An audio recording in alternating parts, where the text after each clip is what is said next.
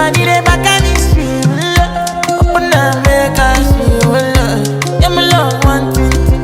Me make a bad man feel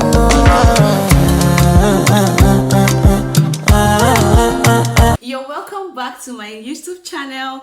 If today is your first time in my channel, you're welcome. My name is Vicky Eje Micah. Yeah, so today I'll be discussing some things about Nigeria, or the average Nigerian person that will freak out a typical Swedish person. So number one on my list is the fact that Nigerians are blunt people. So the average Nigerian person you're going to meet out there is not so shy and is a very chatty person. So it's a normal thing in Nigeria to see people, even if you don't know them and you're all chatty, be like, oh my god, you look good, what's up? And you'll be offended if they don't reciprocate your chattiness or your friendliness, as we call it. So it's normal to see people and then you greet them. And if you see an elderly person and you pass by, you greet the person, whether you know the person or you don't know the person. So, and then the person, reciprocate, and it's a normal thing. So normal people, well brought up children, greet, irrespective of if they know the person or not. But here in Sweden, what I notice among the Swedish people is that if they don't know you, they keep a very straight face and they are suspicious of your friendliness. So if you go out there and you're trying to be chatty or all nice, they give you this cold, so they will freak out when they see the overly friendliness of an average Nigerian and overly chattiness. We like to talk a lot. Nigerians are not scared of confrontation. They tell you how it is. Oh, I don't like your hair. I don't like the color. Oh, I love your hair. The color is nice. Or you come to a new neighborhood, an average Nigerian will be like, oh, you're welcome. Where are you coming from? You're welcome to our neighborhood. Blah, blah, blah, blah, blah. But in Sweden, they don't care. Everybody minds their business. Even if they want to know things about you, they don't come to you directly. They have a way of getting to know every information about you without talking to you. Yeah, so that's it for this. And number two on my list is the fact that Nigerians are resilient people. Yeah. What I mean by resilient people is the fact that so many Nigerians go through so many things. The average Nigerian go through so many things.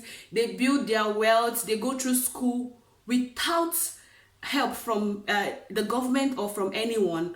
Most times people go through life on their own, but at the same time we still keep up this culture of friendliness, chattiness, and liveliness in us. So if I tell, most Nigerians go through a lot of terrible things, especially financially, due to the level of unemployment in the country. But despite all this hardship in the country, what you will notice about the average Nigerian is the fact that they will ever remain lively and chatty and all nice and make jokes full of humor.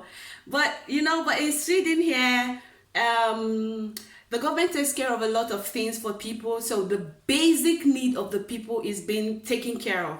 So I can imagine a Swedish person coming to Nigeria and see some of the hardship most people go through, and how they are able to still smile in the face of this hardship. Because recently I know of a man who told his wife he misplaced his phone, which was supposed to be a lie, because he had to sell the phone so he could buy food and bring home. And these are normal things that these are some sacrifices that men go through in Nigeria, but you will never see them complain. You will never see them. You see them make jokes and laugh about these things. So I think most Nigerians are resilient people. And number three on my list is the fact that most Nigerians are highly entrepreneurial in thinking. And this has to do with the level of high unemployment rate in the country. So you don't have any choice than to start a business. So when you're out of the university, when you're out of school, and you go through the labor market and nothing for you to do, you have to look for something to do. I am a product of that. So in my when I was in Nigeria, when I finished from university, I searched for a job for many years, and I didn't see. But fortunately for me, while I was an undergraduate, I had to start a hair salon. So as a result, while I was searching for a job after university, I was running my hair salon, and that was how I was keeping myself going, paying some little bills and even supporting my family. Why? Because I just have to do it. I do not have any choice, and it is a normal thing. So it's very strange as a Nigerian that you will just stay and not own a business.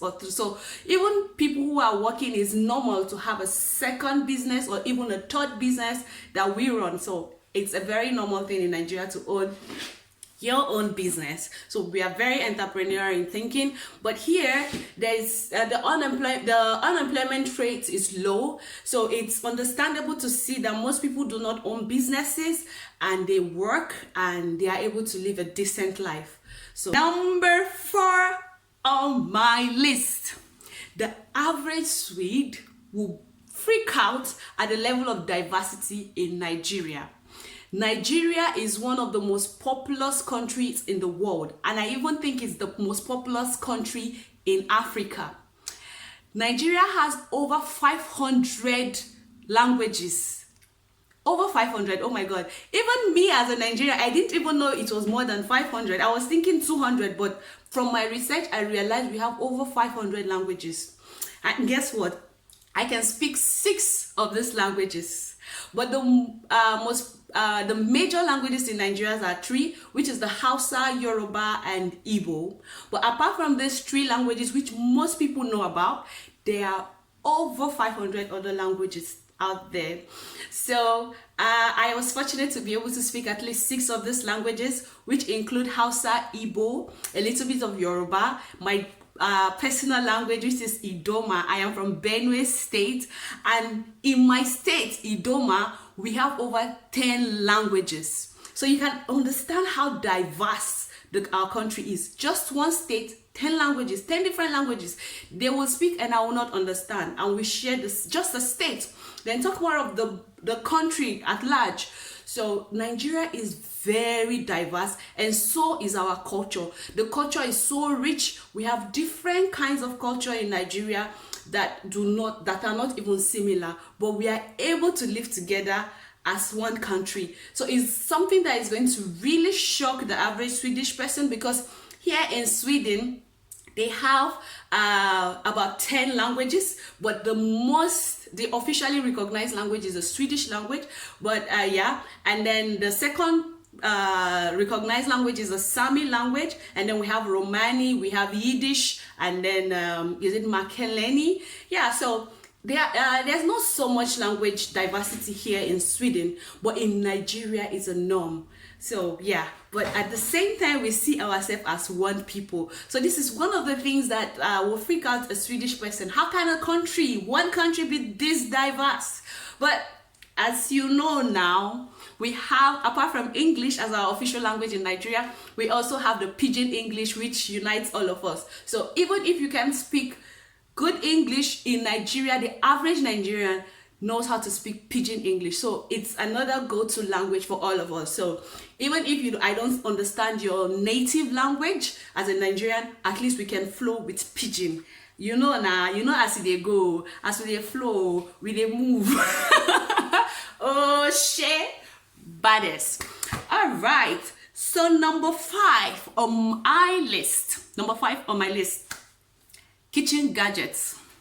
It will freak out the average Swedish person to realize that most Nigerians, or the average Nigerian kitchen, do not have so many gadgets like they do here. So for example, a knife. The basic knife the knives that Nigerians own are just one knife. So the knife is a multi-purpose knife. So it's that same knife we use to repair our furnitures, like chairs, when they break, to screw up the screws. And also it's the same knife we use to cut onions. It's the same knife we use to cut meat. It's the same knife we use to kill chicken. It's the same knife we use to open cans, tin cans and all. The knife is multi-purpose, just one knife. So it's unusual to see different kind of knives in Nigerian kitchen. And then we don't use knife to eat. Basic gadgets you're going to see in a Nigerian home is one knife multi-purpose knife. And then the tablespoon. The tablespoon is what we use to eat most of our food, apart from our hands. You know, you don't eat swallow with fork and knife. You use your hand to eat swallow. And then you use your spoon to eat rice. So it's very foreign to see the average Nigerians eating food with fork and knives and all this stuff. We don't have set of cutleries. It's something we are learning, and most people are being taught in school, but the average Nigerian person, when you go to their house, they use spoon to eat everything. Soup, rice, whatever it is. So right now I'm even learning to use chopstick. Oh my god. Yeah, so these are some of the things you're going to see. It's very unusual to see different types of knives. You know, here we have bread knife, meat knife, table knife, and all this kind of knife. We have just one knife. Very simple. So thank you very much for staying with me on this channel. If you have any suggestions, you can comment it down below. Please don't forget to like this video. Your likes are very important to me. These are what will encourage me to continue making more videos, and this is the motivation I need to continue making more videos. Thank you so much, and I